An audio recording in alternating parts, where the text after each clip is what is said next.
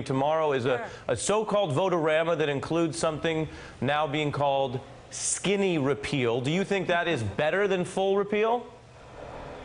Whatever the Republicans come up with, it's all on a path to repealing the Affordable Care Act, and whatever they come up with to replace the Affordable Care Act will literally rid millions and millions of people from health care coverage.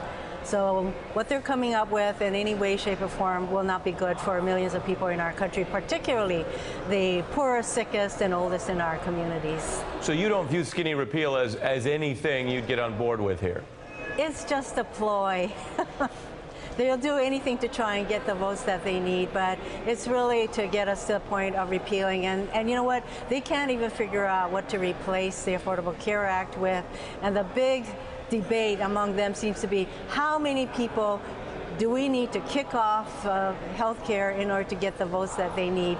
This is not health care. This is really, I don't even have the words. How can you call it health care when you're kicking off millions of people from the very kind of coverage that they need? Health care is a right, not a privilege, only for those who can afford it. Take a listen to President Trump on this. Any senator who votes against repeal and replace is telling America that they are fine with the Obamacare nightmare, and I predict they'll have a lot of problems. Do you think he sounds more concerned about the problems senators would have rather than the people who might lose their insurance if the policy goes through? I don't think the president knows very much about any of the substance of what's in any of these bills. And of course, he campaigned on a promise that everyone would get health care and everything would be great. And the versions of the bills that we've seen from House and the Senate do anything but. So he's just out there tweeting. He is not a substantive kind of guy. And this is what he does. And for the Republicans to listen to him, they're going down the wrong path. And I'm really glad that Lisa Murkowski said she's not afraid of him. Right. The people in Alaska know what she stands for, who she's fighting for, and she's fighting for them. On that point, I mean, you mentioned the tweets. We were talking in our introduction here about his Twitter fingers, this tendency to talk tough and then not really do the work, back it up, go meet with people. Do you have a sense from your Republican Senate colleagues, their mood today, those who have defected? Has his tweets helped or hurt?